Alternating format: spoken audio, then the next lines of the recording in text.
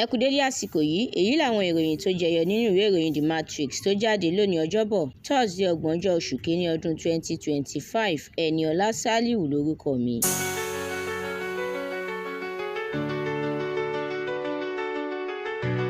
Ẹgbẹ́ òṣìṣẹ́ Nigeria Labour Congress ti ń pinnu ìwọ́de alágbára tako àfikún owó ojú òpó ìpè jákèjádò orílẹ̀-èdè yìí lọ́sẹ̀ tó ń bọ̀.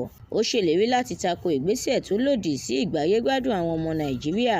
Ó pàṣẹ kí àwọn lẹ́gbẹ́lẹ́gbẹ́ lábẹ́ àjọ náà láwọn ìpínlẹ̀ bẹ̀rẹ̀ ìgbáradì. Ó ní kí ìjọba wọ́gi lé àfikún ìdá 50 owó ojú òpó ìpè tó kéde. Ẹgbẹ́ òṣèlú PDP ti ń gbé ìgbésẹ̀ láti yanjú wàhálà tó bẹ́ sílẹ̀ látàrí ipò akọ̀wé ẹgbẹ́ náà. Ó yan mínísítà tẹ́lẹ̀ ìyẹn Turaki láti jẹ́ alága ìgbìmọ̀ tí yóò yanjú aáwọ̀ náà. Ẹgbẹ́ òṣèlú APC ti lé Arẹ́gbẹ́ṣọlá kúrò nínú ẹgbẹ́ náà. Bẹ́ẹ̀ ni wọ́n múra sílẹ̀ fún El-Rufai lórí ẹ̀sùn pé ó ń ṣiṣẹ́ tako ẹgbẹ́. Àjọ EFCC ti rọ́wọ́ tó ọ̀gá àgbà àjọ National Health Insurance Scheme (NHIS) tẹ́lẹ̀ ìyẹn Usman Yusuf lórí ẹ̀sùn jìbìtì. Ẹgbẹ́ òṣèlú Labour ti ní kò sí ohun tó jọ ẹ̀sùn mílíọ̀nù lọ́nà 50 náírà tí wọ́n fi kọ òun. Ó pe Àtíkù níjà láti mú ẹ̀rí rẹ̀ jáde. Iléeṣẹ́ ọlọ́pàá ti tako ìgbésẹ̀ gbígba onídùúró Sowore. Wọ́n ní ó lè sá lọ.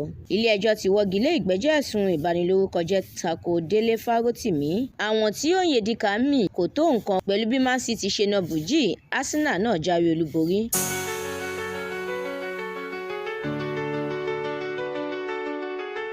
Ẹ̀kúnrẹ́rẹ́ àwọn ìròyìn yìí àtàwọn ìròyìn míì lẹ́ ó láǹfààní láti jẹ̀gbádùn tẹ́ ẹ bá darapọ̀ tẹ́ sì tẹ̀lé The Matrix lórí Facebook, Instagram, TikTok, YouTube àti X.